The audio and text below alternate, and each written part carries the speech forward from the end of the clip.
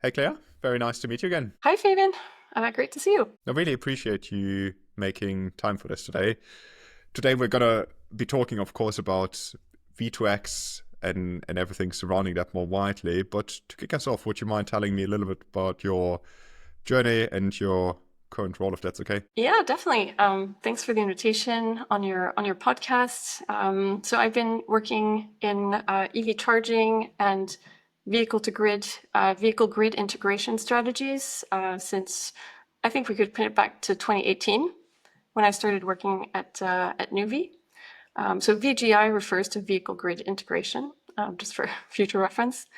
And at that time, so I had a few years in project finance for renewable energy prior, but actually we can trace back as well my journey in EVs, VGI, and V2G back to my master's thesis that I did in 2009 while I was a student at ETH Zurich, but I went on an internship at EPRI, the Electric Power Research Institute in Palo Alto, did kind of wide-scale analysis of transportation data to see if the whole fleet was kind of converted to electrics, what kind of impacts would that have on electricity demand?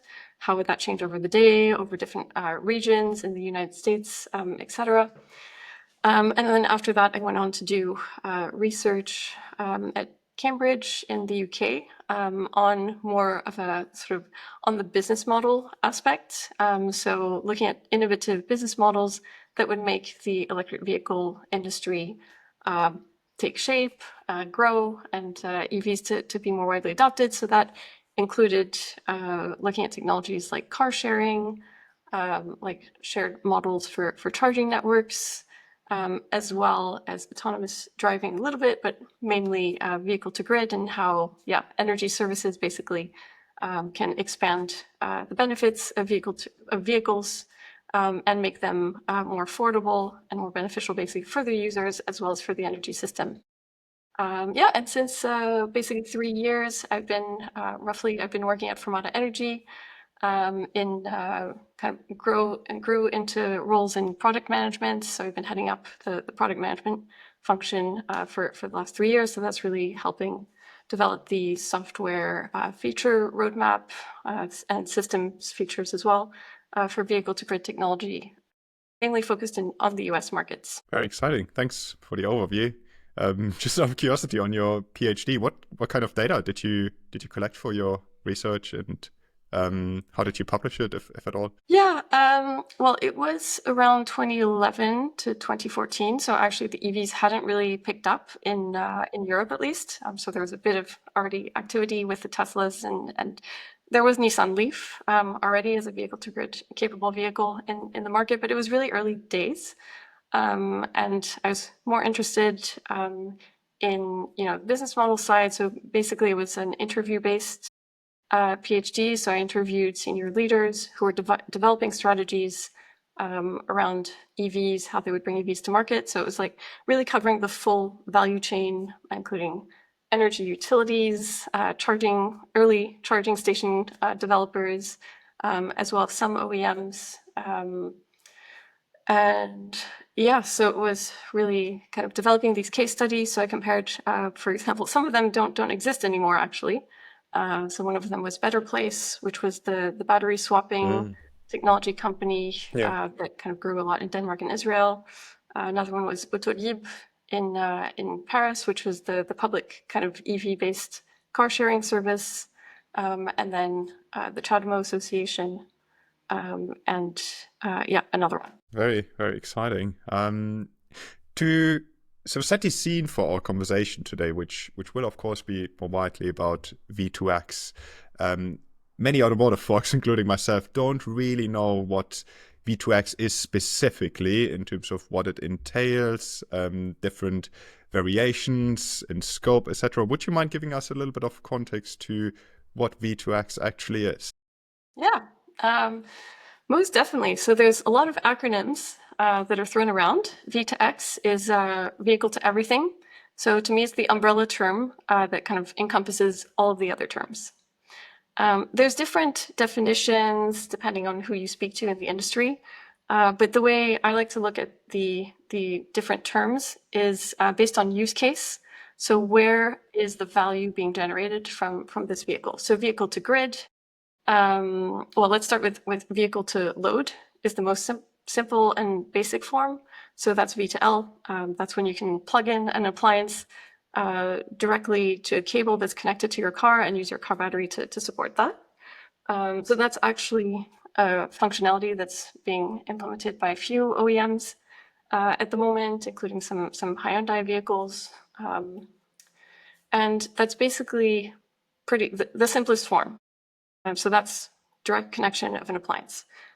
Vehicle to home is, to me, when you use your vehicle to power your home. It can be during an outage, so for example, for backup power, or it can be to store your solar energy or to lower your energy bills by optimizing your electricity retail rate. So all these kinds of applications that can be done, but for the benefit of the home user to generate revenues for them or savings for them would be kind of called vehicle to home. And vehicle to building, similarly to me, is generating value for the building owner or the building operator. And vehicle to grid ultimately is the service that can generate the most value from an EV while it's parked, which is providing grid services. So having the vehicle participate in utility run programs where they're explicitly exporting beyond the site's meter to export power back to the general electricity network. And our excellent CTO, Glenn, likes to really differentiate between all these cases, the cases that are grid-tied applications versus that are off-grid. Because these two sets of applications require completely different certifications from grid operators. So you can have, for example, vehicle-to-home backup power that is only allowed to operate when the home is completely disconnected from the main grid. Or you can have vehicle to home that's operating while the home is kind of also feeding electricity from the main grid. So the differences are on the regulatory simplicity of these, and the scale of benefits really is much, much greater when you're able to kind of work in sync, like grid tied, with able to respond to grid conditions and basically get the full value from your electric vehicles. So that means, for example, at the moment, Fermata Energy has been demonstrating that there's thousands of dollars of revenue per year of value that can be generated from just a Nissan Leaf, which is a pretty mid-sized car, let's say, for Europe at least. But that's really only possible when you have the full grid-tied connection that has gone through grid code certification and utility grid connection procedures. And that's where at least me, maybe I really want to see the market go. And at the moment, OEMs are tending to go for the simplest, lower hanging fruit options of sort of off-grid, not grid-tied solutions like vehicle to load or backup power only off-grid vehicles, which I think is also actually the case with the Tesla Cybertruck. Very exciting. Thank you for the overview. That's super helpful. Out of curiosity, is your work, what regions is your work at Fermata focused on? Fermata Energy is mostly focused on the US, so has projects there, starting with commercial fleets with light duty vehicles, as well as school bus projects. And we have done a few kind of exploratory projects in the UK, which is where I'm based. So yeah, I kind of cover the European market a little bit as well. Mm. If we would take a global perspective on the V2X market, how would you describe the landscape in terms of current providers and maturity globally? Well, I would say, even though it's not kind of mass scale yet, that's why we're not seeing vehicles do bidirectional power flows very commonly. But the industry is growing and is kind of the furthest along that it's ever been. That's the nature of early stage. And when I started, I think around 2018, in some early pilot projects in the UK, for example, there was Innovate UK launched a V2X funding competition that saw lots of great activity, including developments from OVO Energy, Octopus Energy, as well as the company I was working for, and lots of, I think developments trickled from that. But at that time, you really had to explain for quite a while to people this concept, to people and fleets and local authorities, fleet operators, etc., as well as to the utilities themselves, why this technology has so much potential. So you have to explain, why would someone want to discharge their electric car that's from their battery? It's the most expensive component in the vehicle.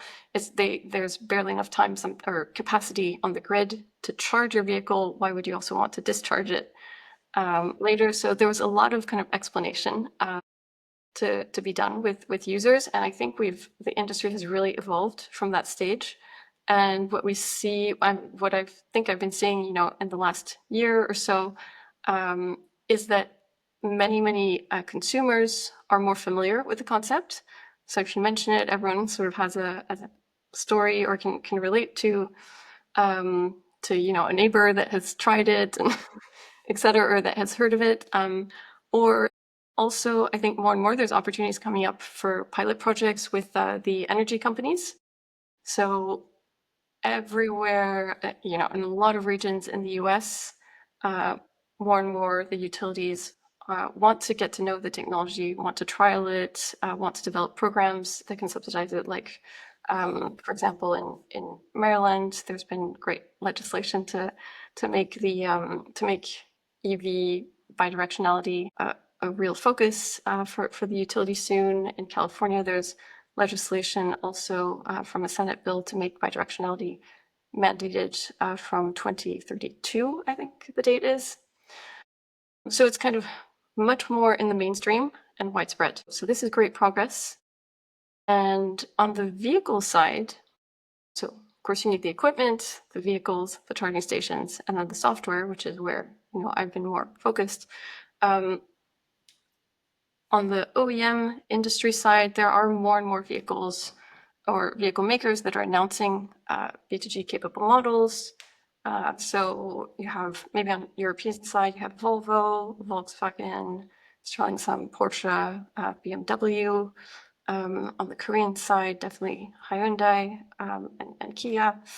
And then US, GM founded a whole energy business unit, GM Energy, that's working on battery storage in conjunction with vehicle to grid. I think Ford F-150 was a huge success, at least from a kind of marketing and commercial launch perspective last year. Then you have Renault, of course, with the R5 that's launching a commercial solution with vehicle to home capability for France and then the UK. So there's more and more models coming out, and I think this is looking a little bit like the beginning of the EV industry itself, where at the beginning you had quite little choice, and now more and more choices coming. But there's still, there's still a long way to go, basically.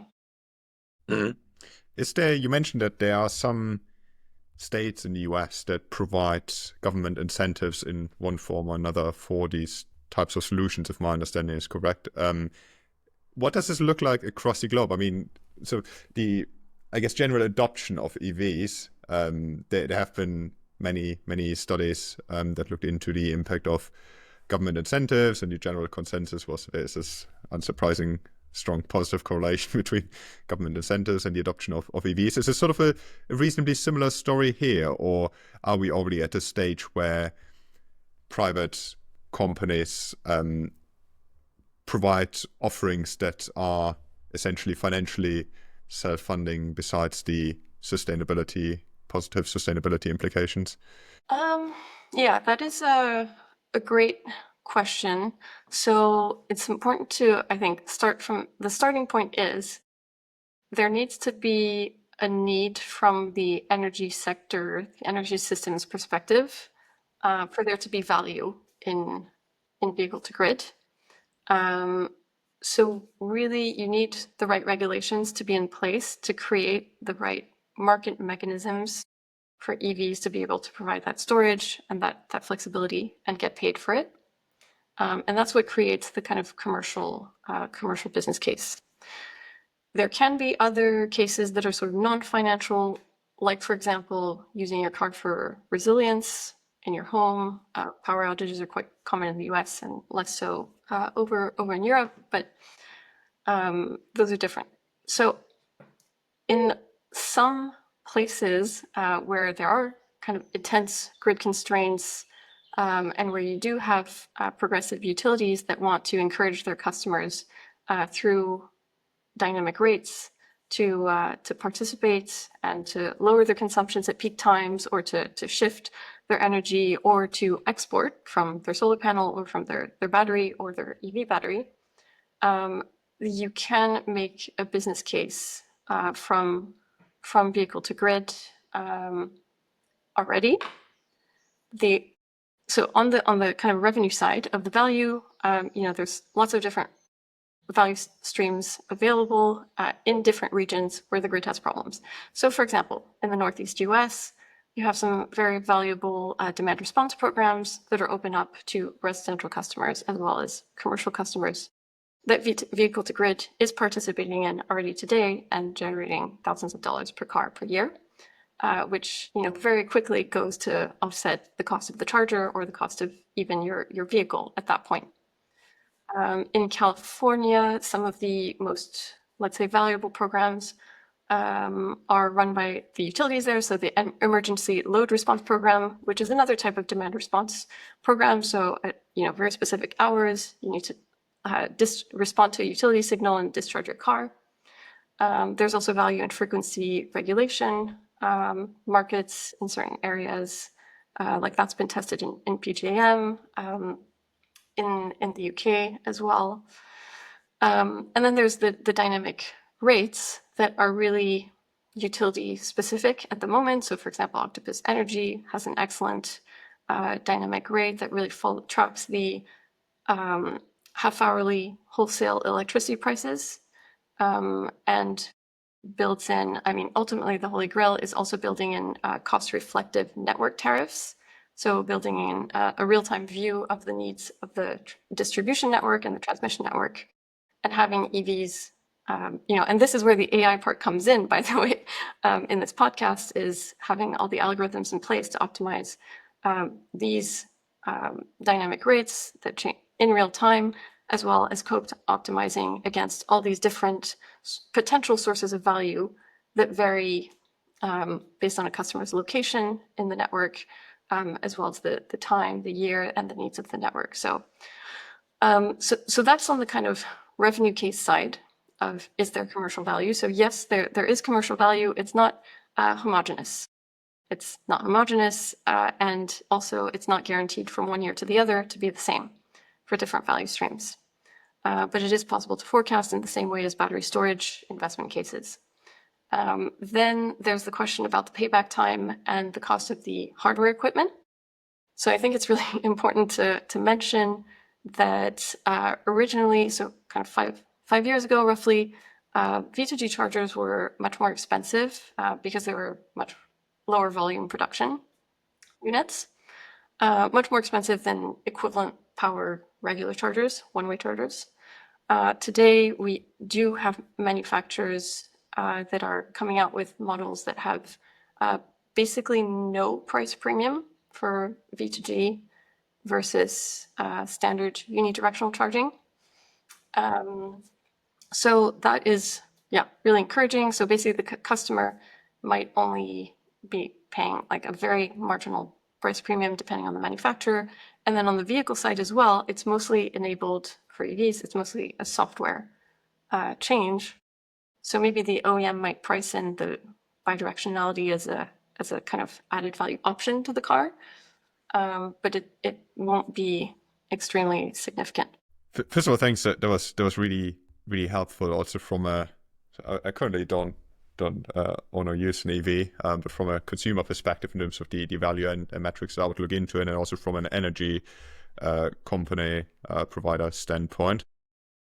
What would be your recommendations to automotive OEMs in terms of integrating this into their product offering or service offering?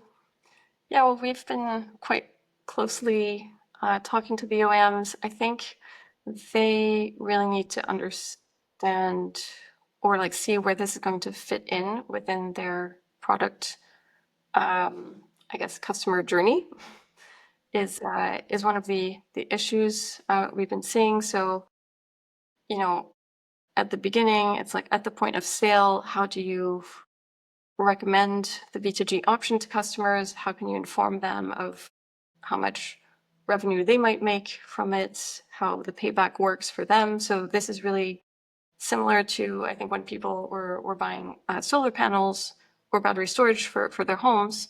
You need to have these kind of little simulation tools that kind of give you a good idea of the payback time for your particular situation.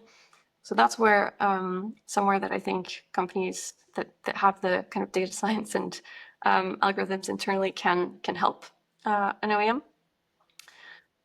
Then OEMs do need to choose, I guess, the hardware partner on the charging side. Basically the ecosystem today is not fully interoperable yet, so it's not standardized. So at the moment, you're really seeing, for example, the Renault vehicle comes out with like one specific V2G charger, and that's the combination that's worked, that's approved by the energy regulator, and by the distribution network operator to work bidirectionally. So they need, I think, to find the right partners on the hardware side, and then on the software side. This is where it gets kind of interesting, from a product perspective, because the consumers are facing tons of apps from the charge point manufacturer and operator, the OEM, and you have 5 different ones if you're a member of different networks and so on. So vehicle to grid, I think, really needs to be integrated very discreetly, I think, but effectively in the OEM app. Basically OEMs collect the right user preferences information that's needed to run a V2G optimization models.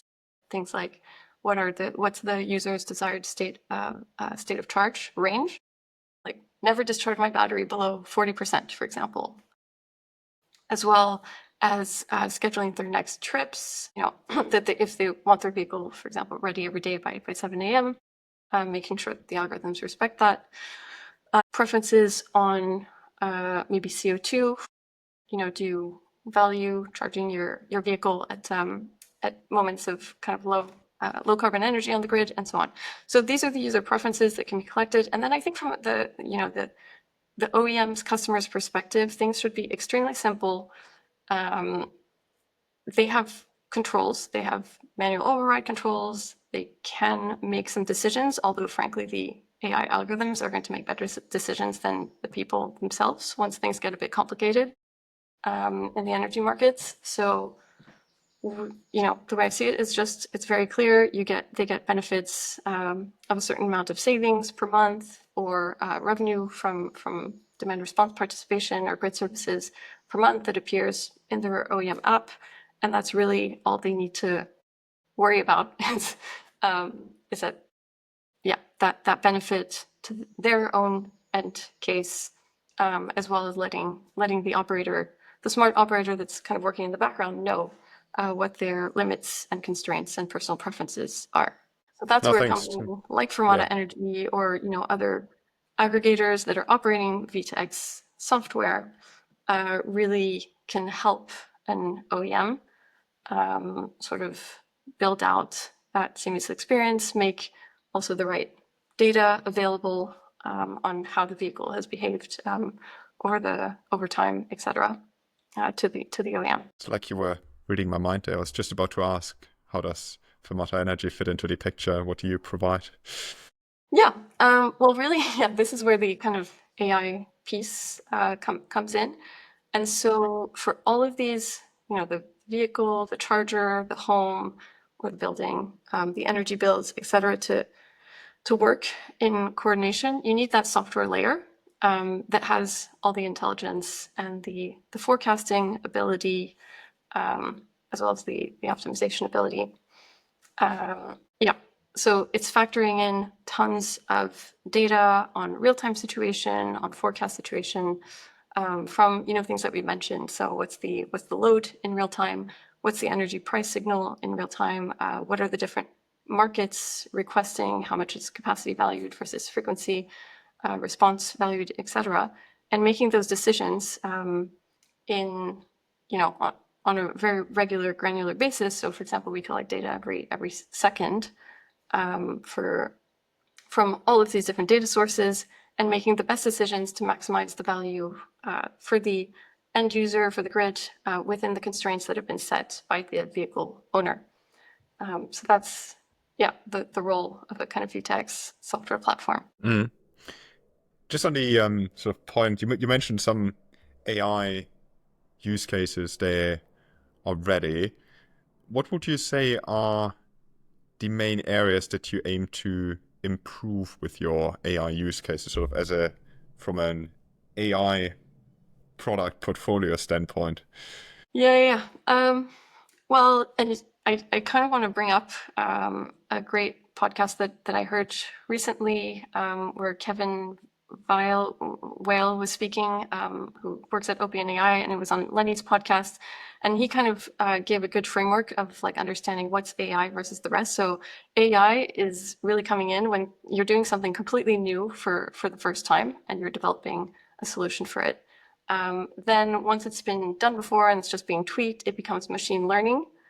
And then once it's kind of quite mainstream and it's out there everywhere and people are using it, that's when it becomes an algorithm. So in our fields, in V2X, I guess we've probably started out from data science that was the kind of usual optimization algorithms. And I think there are some, even though I'm not the data science expert here at all, but there are some areas that really AI can come into play. So one is, for example, learning the behavior of drivers to basically reduce the burden on them of letting the software know when they're going to take their next trips. So that is a great application of AI. And then there's, I think, self-improving the models themselves. So for every new site, for some of the applications that are more complex, like demand charge management, where you're basically your user is billed for the peak consumption in the month. So as a AI software, you need to forecast when that peak is likely to happen and how high it's going to be, and then kind of reassess that as the month goes on, and adjust your V2G discharging behavior according to that. So that takes some training for every new site based on the site's historical load data, and then various behavioral changes, etc. And I think probably there's some improvements that can be made by self-improving basically those models and having them basically set up themselves kind of much more seamlessly when you're attacking a new site, and kind of you just run the software in a package and it knows what data to look for and what to do. Super interesting. There is, of course, a lot of change to the technological landscape at the moment, especially with the rise of all forms of Gen AI. To what extent is this impacting your work today, and how do you expect this to impact your work? Of course, we don't have a crystal ball, but over the coming years.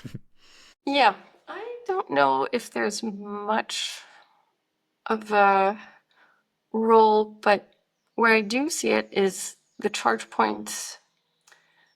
Basically, with all these new tools that are coming out with generative AI, it's becoming easier and easier to redevelop from scratch, basically a charge point operating interface, as well as connecting it up to the data that's behind it, using it, all these software development tools well as UI development tools. Like I've been a big fan of Bolt and Lovable recently. I don't know if you've come across those. All those are kind of, setting a new standard, basically a new bar of quality and modern design, etc. For EV charging software, for EV applications, and so on. And so I think maybe some of the differentiating factors for companies looking to provide that are really the strength of the relationships with the value chain players. So with the OEMs, as well as the interoperability with the most, like the highest number of charging stations possible. As a final, very open question, is there anything that I should have asked you that I didn't ask that you would like to share? Or any calls to action? Course to action would be a good one, I think, because at the moment, things are still pretty slow. I would say the auto industry is kind of quite risk averse. They have other issues at the moment in EV design and manufacturing. And I think it's essential to kind of raise the alarm about the need for this technology. Otherwise, we'll have millions of kind of stranded assets that have these, 60 kilowatt hour or 100 kilowatt hour batteries that can't really provide the full value to the networks.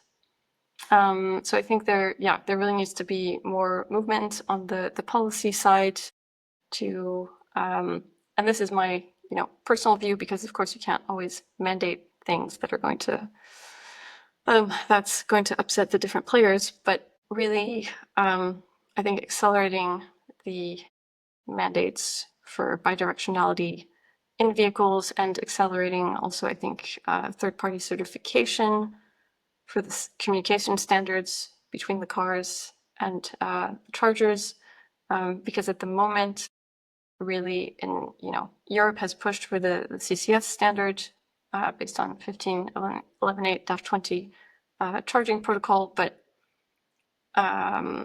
this is not fully implemented in a standardized way everywhere, and that really needs to happen before we can see a mass market for V2G, really. So I think moving faster on that, and that's what we're trying to achieve by participation. For example, our CTO participates in standardization groups.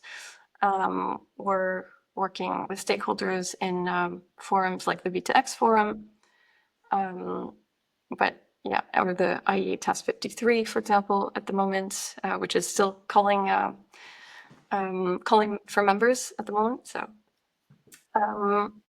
but this is quite slow, too slow in my view.